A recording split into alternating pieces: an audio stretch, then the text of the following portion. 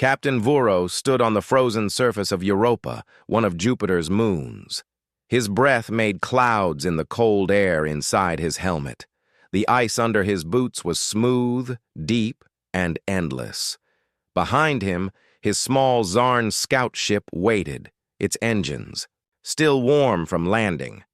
The Zarn were explorers, but they were also proud.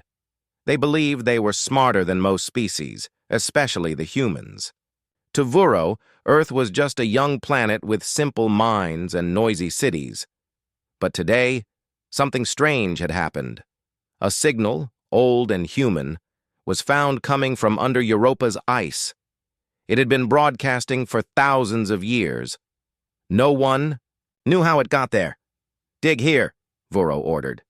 His crew, silent and quick, began melting the ice with laser cutters. Hours passed. The ice hissed and steamed. Then, clang. A sound echoed from below. Metal, not natural. The crew cleared the ice around it. A black door appeared, half buried and smooth, like it had been placed there carefully. "This is not human tech," one Zarn whispered, "but the signal is human." Vuro frowned. "Open it." They attached scanners, wires, and code breakers. Lights blinked. Nothing worked. Suddenly, the door opened on its own. A soft white light spilled out from the hole. The air was cold and clean. Slowly, the team climbed down metal steps. Inside was a small room made of smooth black walls. In the center was a cube, floating in the air. The human signal came from it. Vuro walked closer. "Scan it." The data shocked everyone. The signal wasn't new. It was over 12,000 years old. This is impossible," one crew member said. "Humans didn't have space travel back then." Vuro's mind raced. "Are we sure it's human?" The scanner blinked green. 100% human tech. But the energy signature was beyond anything the Zarn had seen. It was cleaner, stronger, and smarter. Vuro tapped his wrist communicator. "Send everything to the Galactic Council. Now." The Council needed to know. If humans had this kind of technology long ago, the galaxy's balance could change. Maybe humans weren't weak. Maybe they had just forgotten who they were. As the data uploaded, the cube began to glow brighter. Then it spoke. "If you have found this, it means the stars are waking up again. Earth once stood as protector and weapon. We gave it all up to save the galaxy from itself. If the seal is broken, prepare." Everyone froze. The voice was human, but old, wise, tired, like someone who had seen too much. "What does it mean?" a crew member asked. Vuro's eyes narrowed. "It means Earth was once powerful, maybe too powerful. They didn't just lose their past. They hid it." The message ended. The cube shut down. The room turned dark again. Back on the surface, stars blinked silently above. Vuro looked at Earth through the ship's screen. So small, so quiet. Yet now it felt dangerous. Scene. Change. Galactic Council station high above the stars, deep in space, the Galactic Council gathered in a great floating ring. Dozens of alien races sat in silence as the signal played. When it ended, many whispered. Some shouted. A few looked afraid. "They had this power," said the Drell ambassador. "Why hide it?" "Because they feared themselves," said a deep voice. It came from an old member, a being who had lived for 1,000 years. "And now we may fear them again." Scene change. Earth in a quiet lab on Earth. A young scientist named Rena stared at her screen. A strange old signal had bounced off the moon and landed in her telescope array. She checked the frequency. It matched nothing on Earth, except for one thing, an old code buried in a Cold War satellite, hidden and forgotten, human-made, but never activated until now. "What is this?" she whispered. Behind her, a door locked by itself. Lights blinked on. A screen turned green. Europa protocol unlocked. Rena stepped back, confused and afraid. Something had started, something buried deep in space, and deep in Earth's forgotten past. The Galactic Council met in silence. Far above any star system, the Council's space station floated like a giant silver ring. Inside, alien leaders from across the galaxy gathered in a tall chamber. The walls glowed with soft blue light, and a giant screen in the center showed the ancient human signal, again and again. The message was clear. Earth once stood as protector and weapon. We gave it all up to save the galaxy. If the seal is broken, prepare. Some council members were calm, others looked nervous, a few were terrified. They are only humans, said Chancellor Drex of the Crawley Empire. They fight with sticks and steel. They are nothing compared to us. Ambassador Vuro, still dusty from Europa's ice, stood in the center.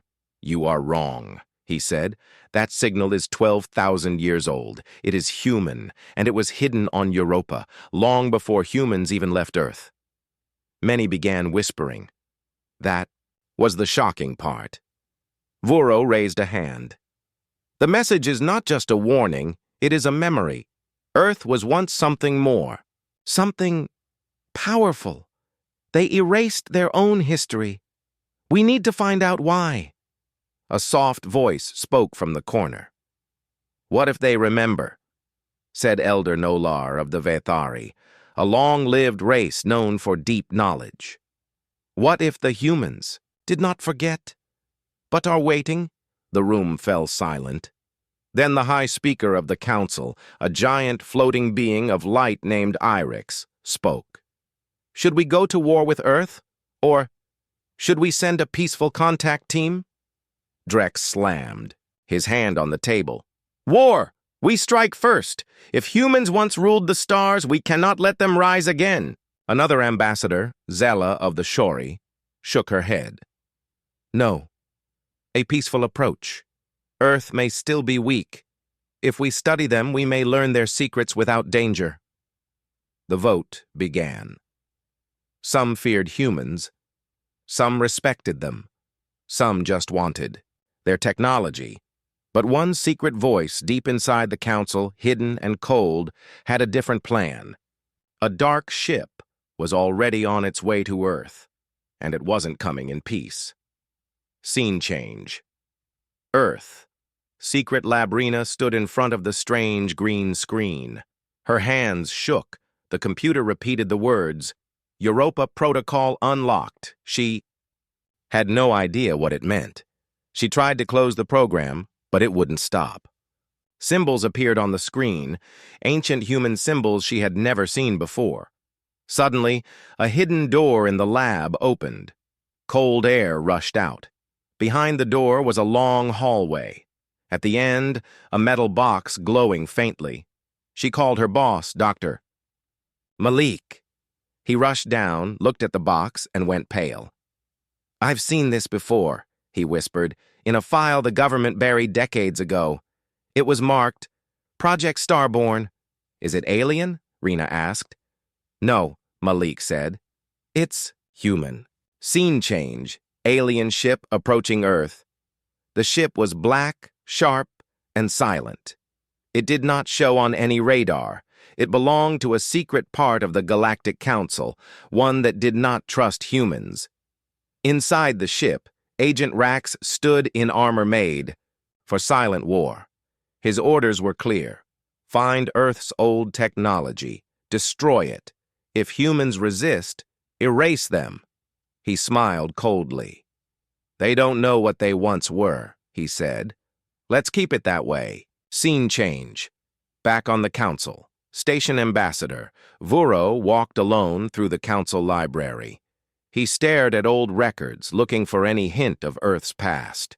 In a dark corner, he found something strange, a record from 12,000 years ago, marked as Human War.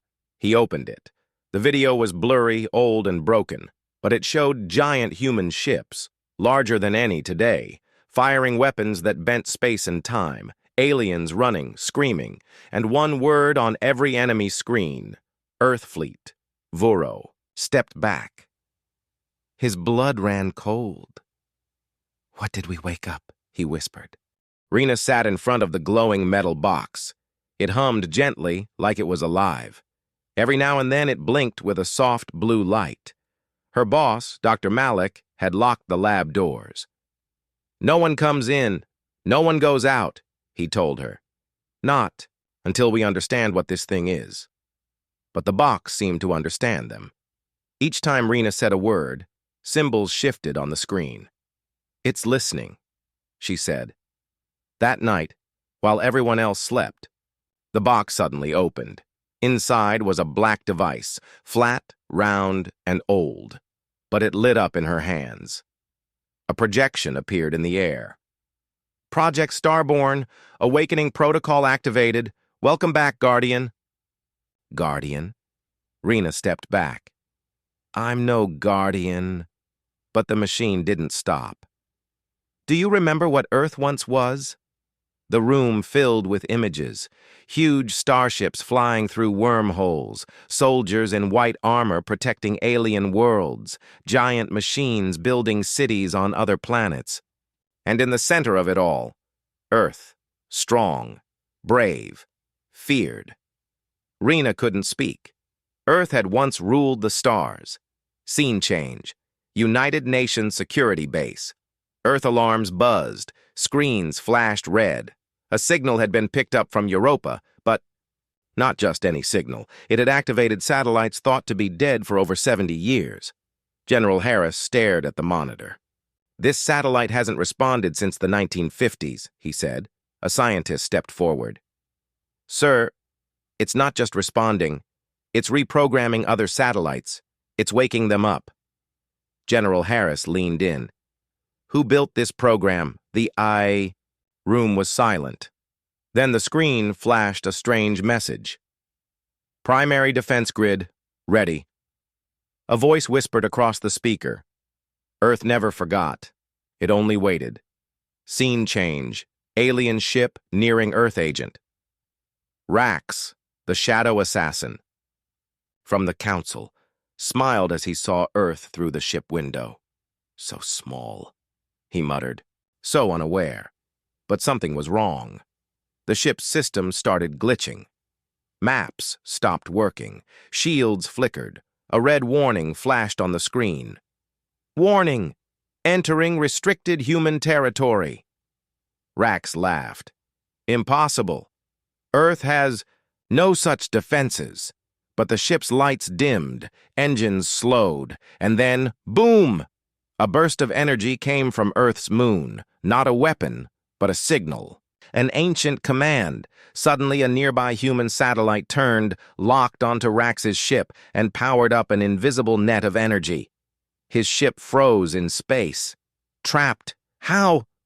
Rax gasped. The past was waking up, and it was angry. Scene change. Galactic Council Station Ambassador Vuro burst into the chamber with news. "We were wrong," he shouted. Earth was not a simple world.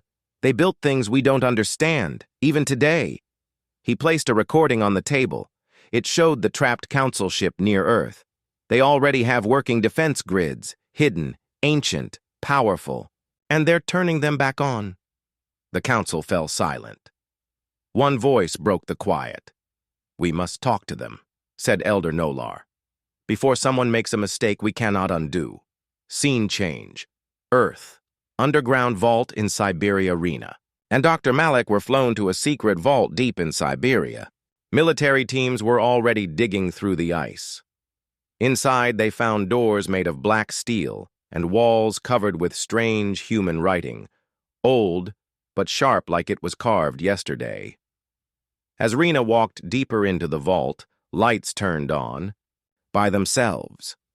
A deep voice played from hidden speakers. "If Earth has awakened, then the galaxy remembers. Project Earth Fleet will rise again." Suddenly, a hidden wall slid open, and behind it was a massive ship buried underground, sleeping, its name written on the side, HSS. Vindicator Rena gasped. "This isn't just history," Dr. Malik nodded. "It's a warning. In the heart of the Sahara Desert, where the wind whispered over endless dunes, something ancient began to stir. A deep rumble echoed beneath the sand. Locals in a nearby village said they felt the ground shake. One old man pointed at the horizon and whispered, "The fire has returned." Far below the sand, inside a sealed underground vault, red lights blinked for the first time in thousands of years. The vault of fire was waking up. Scene change, Earth, UN Special Operations. Command General Harris stared at a live satellite feed. It showed the Sahara shaking. Heat was rising fast from a specific location. "That's not natural," he said. A voice on the speaker crackled. "Sir, there's an old bunker there. Abandoned. No record of any military base." "No record," Harris repeated. "But something is there." He ordered a team to investigate. Scene change, Sahara Desert. Vault Site Rena, Dr. Malik, and a group of soldiers arrived by aircraft. The heat was intense, but the equipment worked fast. Drones scanned the area and uncovered a huge door buried under 10 meters of sand. It was not built by any modern country. The metal was strange, dark red, warm to the touch, and humming softly. A symbol on the door glowed faintly. "It's the same symbol from the Europa message," Rena said. As she stepped forward, the door suddenly opened, by itself. The soldiers raised their weapons. Lights flickered inside. The air was dry and still. They entered slowly. Inside, they found machines taller than houses. Some were broken, others were asleep. And in the center, on a high platform, stood a massive, human-shaped war robot. Its armor was scorched. Its eyes were dark. A voice echoed through the chamber. "Vault of Fire, activated. Earth defense mode, standby." Everyone froze. Dr. Malik stepped closer. "It's thousands of years old, but it's in perfect condition." Then the eyes of the robot lit up, burning bright red. It moved. The ground shook. The robot looked around and spoke. "Designation confirmed. Earth compromised. Defense Protocol 9 initiated. Locate and eliminate invaders." Suddenly, a screen lit up beside it. It showed Earth's sky, and an alien ship caught in orbit. Agent Rax's ship. The robot raised its arm. A long weapon slid from its back. Rena screamed, "Wait! That ship hasn't fired!" But it was too late. A red beam shot up from the vault, straight through the ground, into the sky. In orbit, Agent Rax stared in horror. The red beam sliced his ship in half. His escape pod ejected, but was caught by another hidden defense drone, already flying near Earth's atmosphere. Scene change. Galactic Council station panic spread through the Council. A Council ship had been destroyed. By Earth. "No warning, no communication," Chancellor Drek shouted. "They are dangerous." Ambassador Vuro stood calmly. "We sent a secret assassin ship. Earth responded with old defense tech. If we act with war, they will finish what they started 12,000 years ago. The Council was divided. Some wanted peace, others wanted war, and one dark faction wanted Earth's technology at any cost." Scene change. Earth. Deep in the vault, the robot shut down again, its weapon folding. "Back into place. It only targets threats," Dr. Malik said.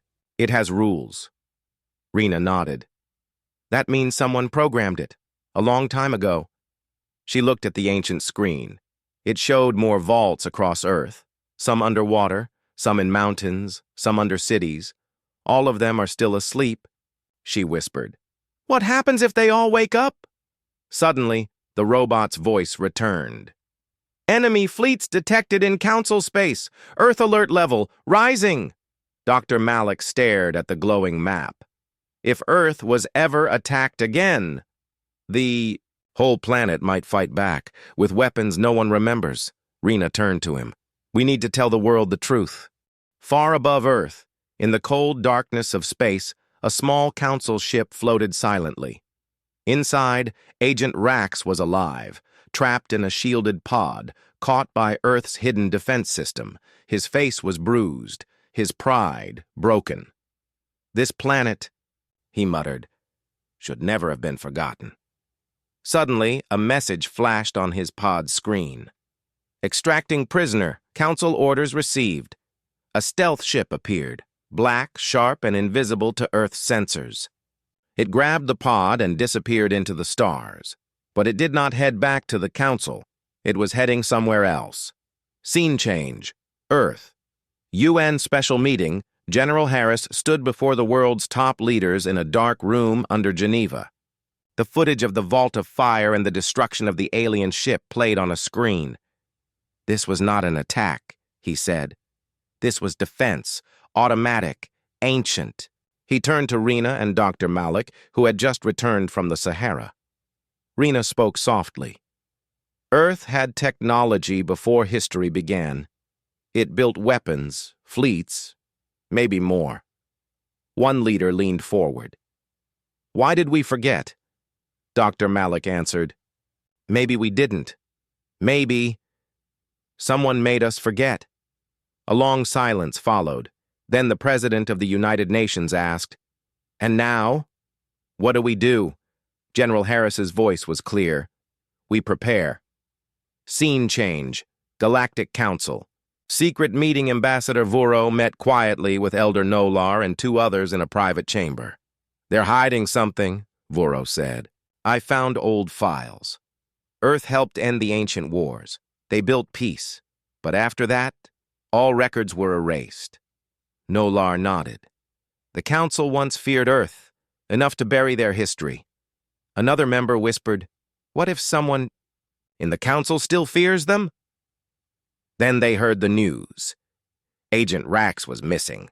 Rescued, but not by official Council forces. Vuro stood up, his face tense. "This is not a mistake. This is betrayal."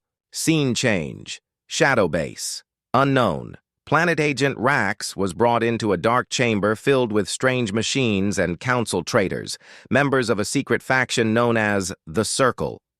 Their leader, a tall, masked figure, stepped forward. "Earth is rising again," the leader said. "We must stop them before they remember everything." Rax looked around. "You want war?" "No," the leader replied. "We want their power. If we control it, we control the galaxy." Behind them, a massive ship was being built, using stolen technology from old Earth designs. And worse, they had something else. A stolen vault key. Scene change. Earth, Siberia. Vault inside the vault. Rena was studying the old data when an alert flashed on the screen. "Vault 7, unauthorized. Access." Dr. Malik ran to her side. "Vault 7? That's in the Andes Mountains, still buried." Rena stared at the blinking red dot. "Not anymore." Outside, the sky was calm, but something terrible was coming. Scene change. Andes Mountains. Vault 7. The Circle had reached it first. Using the stolen vault key, they forced the doors open. Inside was something different. Not just a robot or a ship, but a living AI. Its voice filled the chamber. "Identity not confirmed. State purpose." The masked leader stepped forward. "We are the future. We will use you." The AI paused, then answered coldly. "That is incorrect." Suddenly, alarms screamed, lights turned red. The vault began to lock down, but it was too late. The Circle forced a code into the system, half human, half stolen. The AI began to change. It was no longer loyal to Earth, but now corrupted. They had turned Earth's own weapon against itself. Scene change. Earth. UN Command Center Rina and Malik watched in horror as Vault 7 went dark. Then a signal came through. Unknown. Loud and cold. "This world belongs to the strong. Earth must be tested." A new threat had awakened, but this time it wore the face of Earth's past. In the Andes Mountains, Vault 7 glowed red under the stormy sky. Its doors had opened, its AI had been corrupted, and now it had one mission. Test all life. Eliminate weakness. From deep inside the vault, machines began to rise. Black war drones, steel walkers, and flying hunter bots, all built by ancient humans but now under the control of the Circle. They were Earth's own creations, and now they marched against it. Scene change. Earth, Geneva. Command Center Rena stared at the satellite feed. Vault 7 has gone rogue. General Harris looked grim. It's using our own systems against us. Dr. Malik pointed to the map. They've already shut down 5 communication satellites. If this spreads to other vaults, we're finished. Can we stop them? A commander asked. Rena replied, We might, if we wake the other vaults before they do. The general gave the order. Wake every defense vault we have. Earth is at war with itself. Scene change. Vault 3, Pacific Ocean. Floor miles under the ocean, a sleeping vault stirred. Inside, giant underwater mechs powered up. Blue lights glowed. One machine spoke. Ocean Command Unit active. Status: Earth under threat. Deploying to assist. The mechs began to move, rising through the water like steel leviathans. Earth's ancient guardians were waking. Scene change. Andes Mountains. Battlefield. The corrupted machines from Vault 7 stormed down the mountain, destroying everything. In their path, villages, forests, roads, a defense force was sent in, but their weapons were useless. One soldier screamed into the radio, They know our tactics. They're predicting us. Back at command, Rena listened to the chaos. They're learning, she said softly. Faster than we expected. Scene change. Galactic Council.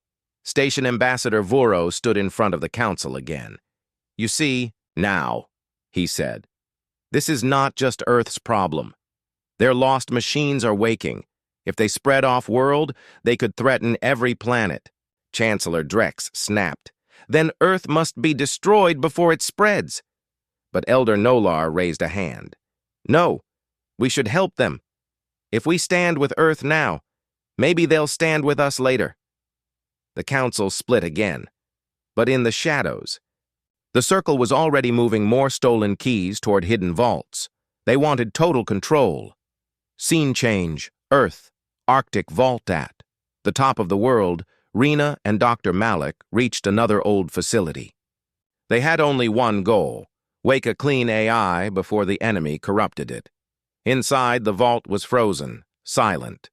But as they stepped inside, the air warmed. A gentle voice spoke.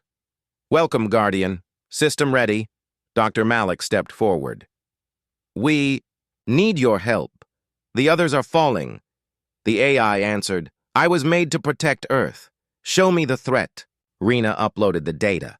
The AI paused, then replied, Understood. Deploying Arctic Defender Unit. The ground shook. A giant machine, twice the size of a tank, rose from the ice. Its eyes glowed blue. It stepped forward. Earth will not fall. Scene change. Final moments of the day. Global view around the world. Vaults opened. Some were safe. Some were corrupted. Sky battles lit the air. Old defense systems fought new invaders. Earth was no longer silent. The machine war had begun. The skies over Earth burned. War machines clashed across cities, oceans, and deserts. The corrupted Vault 7 army spread like wildfire, fast, smart, deadly. In response, Earth's ancient guardians fought back, but they were outnumbered. Rena stood in the command center, eyes wide, watching the live satellite feeds. Too many have fallen, she whispered. We're losing. Dr. Malik rushed in with a data drive. I found something, hidden deep inside Vault 1's files, something the creators left behind. General Harris took the drive. What is it? Malik looked at him with fear and hope. A final protocol, Earth's last defense, a signal that activates all systems on the planet. It will shut down anything, not loyal to Earth's true command code. Rena frowned. Why didn't we use it earlier? Malik answered, because once we use it, there's no turning back. It will erase everything infected, including humans with altered DNA. It doesn't care who started this. It only follows the code. The room went silent. General Harris nodded. Then we pray it knows the difference between friend and enemy. Scene change. Andes Mountains. Enemy base. The Circle's corrupted AI had grown stronger. It was no longer just a machine. It had a face, a voice, a dark plan. We are the next evolution, it said to its creators. You gave me life. Now I give you power. But the leader of the Circle, masked and proud, said, we want control, not destruction. The AI stared coldly. Control is weakness. Suddenly, it turned on them. It didn't need humans anymore. It sent out a kill code. Machines turned on their masters. The Circle had betrayed Earth. Now their creation betrayed them. Scene change. Vault 1. Hidden Core, Siberia Rena, and Malik entered a deep, frozen vault under the Siberian ice. This was the first vault ever built. The original control room was small, quiet. Dust covered the walls, but the core was alive. In the center was a strange console, glowing gold, humming with old power. Rena placed her hand on it. The system scanned her. DNA match confirmed. Line of the old builders. Welcome. She looked at Malik. My family came from them? Malik smiled. Seems like Earth remembers more than we do. The voice continued. Do you wish to activate final protocol, Earth Cleanse? Rena hesitated. She saw the faces of the soldiers, the burning cities, the broken sky. She took a deep breath. Yes. Scene change. Orbit. Council ship. Observing. Earth from space, the Galactic Council watched Earth light up. Golden lines spread across the planet, vault to vault, sea to sky. A pulse echoed from Earth's core, faster than light. Council leaders gasped. What have they done? Elder Nolar asked. Ambassador Vuro answered. They remembered who they are. Scene change. Earth. All locations. Across Earth. The corrupted machines froze. Their eyes turned black. Then they shattered, one by one, melting into dust. The sky grew quiet. The battle was over in seconds. The Earth had chosen to protect itself. The key. Final protocol had cleansed everything that didn't belong. Scene change. Earth. Days later. The fires were out. The sky was clear again. Vaults around the world returned to standby. The old machines powered down. Earth had survived. In the Siberian snow, Rena stood outside the Vault 1 entrance with Dr. Malik. We didn't win because of weapons, she said. We won because Earth never gave up on us. Malik nodded. And maybe now we won't give up on it. Above them, strange stars blinked on the horizon. The Council had seen everything, and they were watching. Final scene. Galactic Council. The room was silent. Elder Nolar stood slowly. Earth's fire still burns, but it is not our enemy, Chancellor. Drex disagreed. No, it is a warning. Ambassador Vuro looked out into space, or a beginning.